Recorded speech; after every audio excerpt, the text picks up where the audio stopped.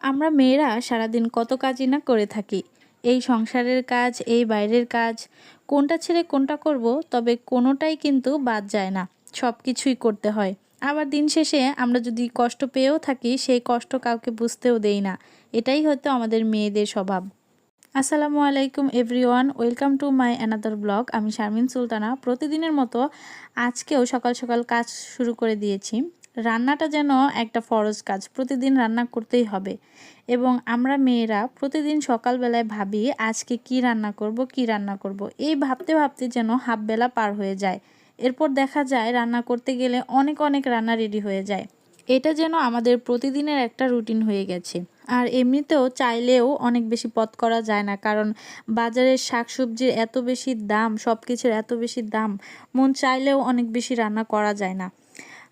এখন যেহেতু শীতকাল এসে পড়েছে, বাজারে অনেক শাকসবজি উঠেছে।